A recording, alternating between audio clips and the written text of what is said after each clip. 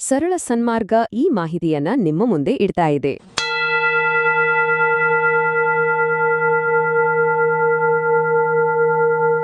ಎಲ್ರಿಗೂ ನಮಸ್ಕಾರ. ಗಣತಿ ಕೆಲಸದಲ್ಲಿ ಫೀಲ್ಡ್ಗೆ ಹೋಗಿ ಡೇಟಾ ತರೋದು ಎಷ್ಟು ಮುಖ್ಯವೋ ಆ ಡೇಟಾವನ್ನ ಸರಿಯಾಗಿ ಮ್ಯಾನೇಜ್ ಮಾಡಿ ಸೇಫ್ ಆಗಿ ಸಬ್ಮಿಟ್ ಮಾಡೋದು ಕೂಡ ಅಷ್ಟೇ ಮುಖ್ಯ. ಸೊ ಇವತ್ತು ನಾವು HLO ಅಪ್ಲಿಕೇಶನ್ನಲ್ಲಿ ಈ ಡೇಟಾ ಮ್ಯಾನೇಜ್ಮೆಂಟ್ ಪ್ರಾಸೆಸ್ ಹೇಗಿರುತ್ತೆ ಅಂತ ಒಂದೊಂದಾಗಿ ನೋಡ್ತಾ ಹೋಗೋಣ. ಸರಿ, ಹಾಗಾದ್ರೆ ಇವತ್ತು ನಾವು ಏನೆಲ್ಲ ಕಲಿಯಲಿದ್ದೇವೆ ಅಂತ ನೋಡೋಣ. ಮೊದಲಿಗೆ ಡೇಟಾ ಸಿಂಕ್ ಮಾಡೋದು ಅಂದ್ರೆ ಏನು, ಅದ್ಯಾಕೆ ಅಷ್ಟು ಇಂಪಾರ್ಟೆಂಟ್ ಅಂತ ತಿಳ್ಕೊಳ್ಳೋಣ. ಆಮೇಲೆ ನಮ್ಮ ಸೂಪರ್ವೈಸರ್ ನಮ್ಮ ಕೆಲಸವನ್ನ ಹೇಗೆ ಚೆಕ್ ಮಾಡ್ತಾರೆ ಮತ್ತು ಕೊನೆಗೆ ನಮ್ಮ ಬ್ಲಾಕ್ ಕೆಲಸವನ್ನ ಹೇಗೆ ಫೈನಲ್ ಆಗಿ ಕಂಪ್ಲೀಟ್ ಮಾಡೋದು ಅಂತ ವಿವರವಾಗಿ ಮಾತಾಡೋಣ. ಮೊದಲನೇದಾಗಿ ನಾವು ಒಂದು ಮುಖ್ಯವಾದ ವಿಷಯವನ್ನ ಅರ್ಥ ಮಾಡ್ಕೋಬೇಕು. ಅದೇನಂದ್ರೆ ನಮ್ಮ ಮೊಬೈಲಲ್ಲಿ ಸೇವ್ ಆಗಿರೋ ಡೇಟಾಗೂ ಸರ್ವರ್ಗೆ ಹೋಗಿ ಸೇರಿದ ಡೇಟಾಗೂ ದೊಡ್ಡ ವ್ಯತ್ಯಾಸವಿದೆ. ಇದು ಬರೀ ಟೆಕ್ನಿಕಲ್ ವಿಚಾರ ಅಲ್ಲ, ನಾವು ಕಷ್ಟಪಟ್ಟು ಮಾಡಿದ ಕೆಲಸದ ಸೇಫ್ಟಿಗೆ ಸಂಬಂಧಪಟ್ಟಿದ್ದು. ಹಾಗಾದ್ರೆ ಈ ಸಿಂಕ್ ಅನ್ನೋ ಪದಕ್ಕೆ ನಿಜವಾದ ಅರ್ಥ ಏನು? ಯೋಚನೆ ಮಾಡಿ. ಇದೊಂದು ರೀತಿ ಡಿಜಿಟಲ್ ಪೋಸ್ಟ್ ಆಫೀಸ್ ಇದ್ದ ಹಾಗೆ. ನಮ್ಮ ಮೊಬೈಲ್ನಲ್ಲಿ ನಾವು ಕಲೆಕ್ಟ್ ಮಾಡಿದ ಎಲ್ಲಾ ಅಮೂಲ್ಯ ಮಾಹಿತಿಯನ್ನ ಸರ್ಕಾರದ ಮೇನ್ ಸರ್ವರ್ಗೆ ಸೇಫ್ ಆಗಿ ಕಳಿಸೋ ಪ್ರಾಸೆಸ್ಗೆ ನಾವು ಸಿಂಕ್ ಅಂತ ಕರಿತೀವಿ. ಇದು ನಮ್ಮ ಡೇಟಾಗೆ ಒಂದು ಅಧಿಕೃತ ಸೀಲ್ ಹಾಕ್ದ ಹಾಗೆ. ಈ ಸ್ಲೈಡ್ ನೋಡಿ, ತುಂಬಾ ಕ್ಲಿಯರ್ ಆಗಿ ಗೊತ್ತಾಗುತ್ತೆ. ಎಡಗಡೆ ಇರೋದು ಸಿಂಕ್ ಆಗದ ಡೇಟಾ. ಇದು ನಮ್ಮ ಮೊಬೈಲ್ನಲ್ಲಿ ಮಾತ್ರ ಇರುತ್ತೆ. ಇದನ್ನ ನಾವು ಚೇಂಜ್ ಮಾಡಬಹುದು ಅಥವಾ ಬೇಡ ಅಂದ್ರೆ ಪೂರ್ತಿಯಾಗಿ ಡಿಲೀಟ್ ಕೂಡ ಮಾಡಬಹುದು. ಆದ್ರೆ ಒಮ್ಮೆ ನಾವು ಸಿಂಕ್ ಮಾಡಿದ ಮೇಲೆ ಅದು ಬಲಭಾಗದಲ್ಲಿದ್ದ ಹಾಗೆ ಸರ್ವರ್ನಲ್ಲಿ ಸೇಫ್ ಆಗಿರುತ್ತೆ. ಗಮನಿಸಿ, ಅದನ್ನ ಡಿಲೀಟ್ ಮಾಡೋಕೆ ಆಗಲ್ಲ. ಏನಾದ್ರೂ ತಪ್ಪಾಗಿದ್ರೆ ಸರಿಪಡಿಸಬಹುದು ಅಷ್ಟೇ, ಅಂದ್ರೆ ಎಡಿಟ್ ಮಾತ್ರ ಮಾಡಬಹುದು. ಈಗ ಮುಂದಿನ ಪ್ರಶ್ನೆ, ಯಾಕೆ ಈ ಸಿಂಕ್ ಮಾಡೋದು ಇಷ್ಟೊಂದು ಮುಖ್ಯ? ಜಸ್ಟ್ ಒಂದು ಬಟನ್ ಪ್ರೆಸ್ ಮಾಡೋದು ಅಷ್ಟೇ ಅಲ್ವಾ? ಆದ್ರೆ ಈ ಒಂದು ಸಣ್ಣ ಕೆಲಸ ನಾವು ಗಂಟೆಗಟ್ಲೆ ಫೀಲ್ಡಿನಲ್ಲಿ ಕಷ್ಟಪಟ್ಟಿದ್ದನ್ನ ಹೇಗೆ ಕಾಪಾಡುತ್ತೆ ಅಂತ ಈಗ ನೋಡೋಣ. ಇದು ಪ್ರತಿಯೊಬ್ಬ ಎನ್ಯುಮರೇಟರ್ಗೂ ಇರೋ ಒಂದು ದೊಡ್ಡ ಟೆನ್ಷನ್ ಅಲ್ವಾ?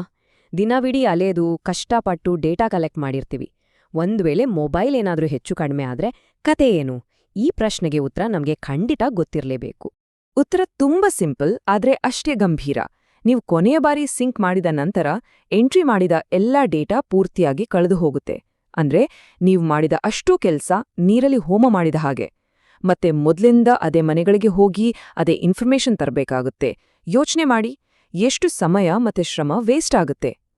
ಹಾಗಾಗಿ ಇದನ್ನೊಂದು ಗೋಲ್ಡನ್ ರೂಲ್ ಅಂತಾನೆ ಇಟ್ಕೊಳ್ಳಿ. ಪ್ರತಿದಿನ ಕೆಲ್ಸ ಮುಗಿದ್ಮೇಲೆ ಅಥವಾ ಅಟ್ಲೀಸ್ಟ್ ಒಂದು 4-5 ಮನೆಗಳ ಡೇಟಾ ಎಂಟ್ರಿ ಮಾಡಿದ್ಮೇಲಾದ್ರೂ ಮರಿದೆ ಸಿಂಕ್ ಮಾಡಿ.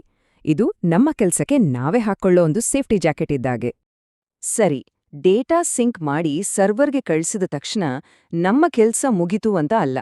ಅಲ್ಲಿಂದ ಅದು ವೆರಿಫಿಕೇಷನ್ ಸ್ಟೇಜ್ಗೆ ಹೋಗುತ್ತೆ. ಇಲ್ಲಿ ನಮ್ಮ ಸೂಪರ್ವೈಸರ್ ಪಾತ್ರ ತುಂಬಾ ಮುಖ್ಯವಾಗಿ ಇರುತ್ತೆ. ಅವರು ನಮ್ಮ ಡೇಟಾವನ್ನ ಹೇಗೆ ನೋಡ್ತಾರೆ, ಏನಾದ್ರೂ ತಪ್ಪುಗಳಿದ್ರೆ ಹೇಗೆ ಸರಿಪಡಿಸಬೇಕು ಅನ್ನೋದನ್ನ ಈಗ ನೋಡೋಣ. ನಾವು ಯಾವಾಗ ಸಿಂಕ್ ಮಾಡ್ತೀವೋ ಆವಾಗಷ್ಟೇ ನಮ್ಮ ಸೂಪರ್ವೈಸರ್ಗೆ ನಮ್ಮ ಕೆಲಸ ಕಾಣಿಸೋದು. ಅವರು ಪ್ರತಿಯೊಂದು ಎಂಟ್ರಿಯನ್ನ ಚೆಕ್ ಮಾಡ್ತಾರೆ. ಎಲ್ಲ ಕರೆಕ್ಟ್ ಆಗಿದ್ರೆ ಅಪ್ರೂವ್ ಮಾಡ್ತಾರೆ. ಏನಾದ್ರೂ ಸರಿ ಇಲ್ಲ, ಏನೋ ಮಿಸ್ಟೇಕ್ ಆಗಿದೆ ಅಂತ ಅವ್ರಿಗನಿಸಿದ್ರೆ ಅದನ್ನ ಸರಿಪಡಿಸಿ ಅಂತ ನಮ್ಗೆ ಒಂದು ರಿಮಾರ್ಕ್ ಕಳಿಸ್ತಾರೆ. ಸೂಪರ್ವೈಸರ್ ಕಡೆಯಿಂದ ರಿಮಾರ್ಕ್ ಬಂದಾಗ ನಾವು ಆ ಸಿಂಕ್ ಆದ ಡೇಟಾವನ್ನು ಎಡಿಟ್ ಮಾಡಬೇಕಾಗತ್ತೆ. ಅದಕ್ಕೆ ಈ ಸಿಂಪಲ್ ಸ್ಟೆಪ್ಸ್ ಫಾಲೋ ಮಾಡಿದ್ರೆ ಸಾಕು. ಮೊದಲು ಎಡಿಟ್ ಸಿಂಕ್ಡ್ ಡೇಟಾ ಆಪ್ಷನ್ ಸೆಲೆಕ್ಟ್ ಮಾಡಿ, ಯಾವ ಮನೆಯ ಡೇಟಾ ಸರಿ ಮಾಡಬೇಕೋ ಅದನ್ನ ಸೆಲೆಕ್ಟ್ ಮಾಡಿ, ಯಾಕೆ ಚೇಂಜ್ ಮಾಡ್ತಾ ಇದೀವಿ ಅಂತ ಕಾರಣ ಕೊಟ್ಟು ಸರಿ ಮಾಡಿ ಸೇವ್ ಮಾಡೋದು. ನೋಡಿ, ನಾವು ಡೇಟಾ ಎಡಿಟ್ ಮಾಡುವಾಗ ಸುಮ್ಮನೆ ಮಾಡೋಕ್ಕಾಗಲ್ಲ, ಒಂದು ಕಾರಣ ಕೊಡಲೇಬೇಕು. ಸೂಪರ್ವೈಸರ್ ಹೇಳಿದ್ರೆ ಬೈ ಸೂಪರ್ವೈಸರ್ ಅಂತ ಸೆಲೆಕ್ಟ್ ಮಾಡಬೇಕು. ಕೆಲವೊಮ್ಮೆ ನಾವೇ ಸರಿಪಡಿಸ್ಬೇಕಾಗತ್ತೆ. ಉದಾಹರಣೆಗೆ, ನೀವು ಹೋದಾಗ ಒಂದು ಮನೆಗೆ ಬೀಗ ಹಾಕಿತ್ತು ಅಂದ್ಕೊಳ್ಳಿ. ಮತ್ತೆ ಹೋದಾಗ ಅವರು ಸಿಕ್ಕಿದ್ರ ಆಗ ಬೈ ಸೆಲ್ಫ್ ಅಂತ ಕಾರಣ ಕೊಟ್ಟು ಹೊಸ ಮಾಹಿತಿಯನ್ನ ನಾವೇ ಅಪ್ಡೇಟ್ ಮಾಡಬಹುದು. ಇಡೀ ಬ್ಲಾಕ್ನಲ್ಲಿರೋ ಎಲ್ಲಾ ಮನೆಗಳ ಡೇಟಾ ಕಲೆಕ್ಟ್ ಮಾಡಿ ತಿದ್ದುಪಡಿಗಳೆಲ್ಲ ಮುಗಿದ್ಮೇಲೆ ನಾವು ಫೈನಲ್ ಸ್ಟೇಜ್ಗೆ ಬರ್ತೀವಿ. ನಮ್ಮ ಕೆಲಸವನ್ನ ಅಧಿಕೃತವಾಗಿ ಕಂಪ್ಲೀಟ್ ಮಾಡೋದು ಹೇಗೆ ಅನ್ನೋದನ್ನ ಈಗ ನೋಡೋಣ. ನಾವು ಬ್ಲಾಕ್ ಕಂಪ್ಲೀಟ್ ಅಂತ ಹೇಳೋಕ್ಕೂ ಮುಂಚೆ ವ್ಯೂ ಸಮರಿ ಅನ್ನೋ ಆಪ್ಷನ್ನ ಖಂಡಿತ ಬಳಸಬೇಕು. ಇದು ನಮ್ಮ ಕೆಲಸದ ಒಂದು ಕ್ವಿಕ್ ರಿಪೋರ್ಟ್ ಕಾರ್ಡ್ ಇದ್ದಾಗೆ. ನಮ್ಮ ಪ್ರೋಗ್ರೆಸ್ ಹೇಗಿದೆ, ಇನ್ನೂ ಏನಾದ್ರೂ ಕೆಲಸ ಬಾಕಿ ಇದೆಯಾ ಅಂತ ಒಂದೇ ನೋಟಕ್ಕೆ ಗೊತ್ತಾಗುತ್ತೆ. ಈ ಸಮ್ಮರಿ ನಮ್ಗೆ ಏನ್ ಹೇಳುತ್ತೆ? ಎಷ್ಟು ಮನೆಗಳನ್ನ ಕಂಪ್ಲೀಟ್ ಮಾಡಿದೀವಿ, ಎಷ್ಟು ಇನ್ಕಂಪ್ಲೀಟ್ ಇದೆ ಮತ್ತು ಎಲ್ಲಕ್ಕಿಂತ ಮುಖ್ಯವಾಗಿ ಎಷ್ಟು ಮನೆಗಳ ಡೇಟಾ ಸರಿಯಾಗಿ ಸಿಂಕ್ ಆಗಿದೆ ಅನ್ನೋದನ್ನ ಕ್ಲಿಯರ್ ಆಗಿ ತೋರಿಸುತ್ತೆ. ಫೈನಲ್ ಸಬ್ಮಿಷನ್ಗೂ ಮುಂಚೆ ಕ್ರಾಸ್ ಚೆಕ್ ಮಾಡ್ಕೊಳ್ಳೋಕೆ ಇದು ತುಂಬಾ ಹೆಲ್ಪ್ ಆಗುತ್ತೆ. ಹಾಗಾಗಿ ಮಾರ್ಕ್ ಕಂಪ್ಲೀಟ್ ಬಟನ್ ಪ್ರೆಸ್ ಮಾಡೋದು ಅಷ್ಟು ಸುಲಭದ ನಿರ್ಧಾರ ಆಗ್ಬಾರ್ದು. ಅದಕ್ಕೂ ಮುಂಚೆ ಇದೊಂದು ಫೈನಲ್ ಚೆಕ್ಲಿಸ್ಟ್ ತರ ಬಳಸಿ. ನಮ್ಮ ಬ್ಲಾಕ್ ಮ್ಯಾಪ್ ಸರಿಯಿದ್ಯಾ, ಯಾವುದಾದ್ರೂ ಮನೆ ಅಥವಾ ಬಿಲ್ಡಿಂಗ್ ಮಿಸ್ ಆಗಿದ್ಯಾ, ಎಲ್ಲಾ ಡೇಟಾ ಸಿಂಕ್ ಆಗಿದ್ಯಾ ಅಂತ ಖಚಿತಪಡಿಸ್ಕೊಳ್ಳಿ. ಸಾಧ್ಯವಾದ್ರೆ ಫೀಲ್ಡ್ಗೆ ಹೋಗಿ ಇನ್ನೊಮ್ಮೆ ಇಡೀ ಬ್ಲಾಕ್ ರೌಂಡ್ಸ್ ಹಾಕಿದ್ರೆ ಇನ್ನೂ ಒಳ್ಳೇದು. ನಾವ್ ಯಾವಾಗ ಮಾರ್ಕ್ ಕಂಪ್ಲೀಟ್ ಅಂತ ಪ್ರೆಸ್ ಮಾಡ್ತೀವೋ ಅದು ನಮ್ಮ ಸೂಪರ್ವೈಸರ್ಗೆ ಒಂದು ಸಿಗ್ನಲ್ ಕೊಟ್ಟ ಹಾಗೆ, ನನ್ನ ಕಡೆಯಿಂದ ಕೆಲ್ಸ ಮುಗಿತು, ಈಗ ನಿಮ್ಮ ವೆರಿಫಿಕೇಷನ್ಗೆ ರೆಡಿ ಇದೆ ಅಂತ ಹೇಳ್ದ ಹಾಗೆ.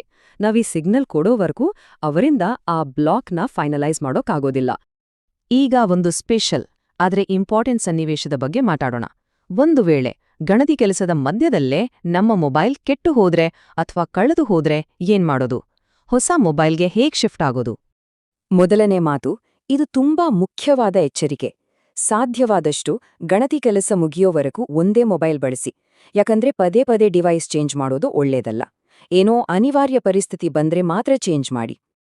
ಒಂದು ವೇಳೆ ಮೊಬೈಲ್ ಚೇಂಜ್ ಮಾಡ್ಲೇಬೇಕಾದ ಪರಿಸ್ಥಿತಿ ಬಂದ್ರೆ ಚಿಂತೆ ಮಾಡ್ಬೇಡಿ.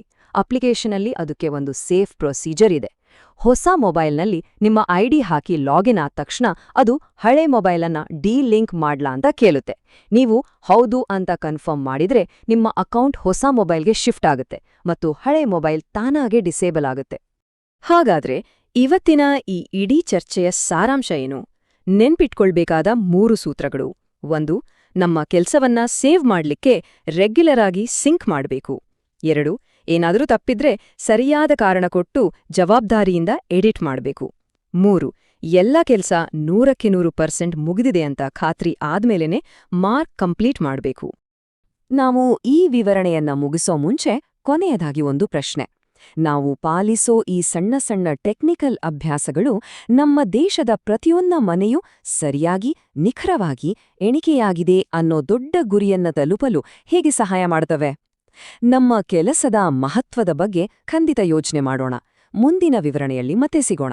ಈ ಕೆಲಸವನ್ನ ಇನ್ನಷ್ಟು ಸರಳವಾಗಿ ತಿಳಿಸೋಕೆ ಸರಳ ಸನ್ಮಾರ್ಗವು ಈ ಮಾಹಿತಿ ಮಾರ್ಗದರ್ಶಿನಿಯನ್ನು ಸಿದ್ಧಪಡಿಸಿದೆ. ಇದು ಈ ಪ್ರಮುಖ ಕೆಲಸವನ್ನ ಸುಲಭವಾಗಿ ಅರ್ಥ ಮಾಡಿಕೊಳ್ಳಲು ಸಹಾಯ ಮಾಡುತ್ತೆ. ಪ್ರಕ್ರಿಯೆ ಬಗ್ಗೆ ನಿಮ್ಗೆ ಇನ್ನಷ್ಟು ಆಳವಾಗಿ ತಿಳ್ಕೋಬೇಕನ್ಸಿದ್ರೆ ಅಧಿಕೃತ ಜನಗಣತಿ ಕೈಪಿಡಿಯನ್ನ ನೋಡಬಹುದು. ಕೊನೆಯದಾಗಿ ಒಂದು ಮುಖ್ಯವಾದ ವಿಷಯ. ಇದು ನಿಮಗೆ ಮಾಹಿತಿ ನೀಡೋಕೆ ಮಾಡಿರೋ ಒಂದು ಗೈಡ್ ಅಷ್ಟೇ. ಯಾವುದೇ ಅನುಮಾನಗಳಿದ್ರೂ ಅಥವಾ ವಿವರವಾದ ಸೂಚನೆಗಳಿಗಾಗಿ ಯಾವಾಗಲೂ ಜನಗಣತಿಯ ಅಧಿಕೃತ ಕೈಪಿಡಿಯನ್ನೇ ರೆಫರ್ ಮಾಡಿ. ಅದೇ ಫೈನಲ್.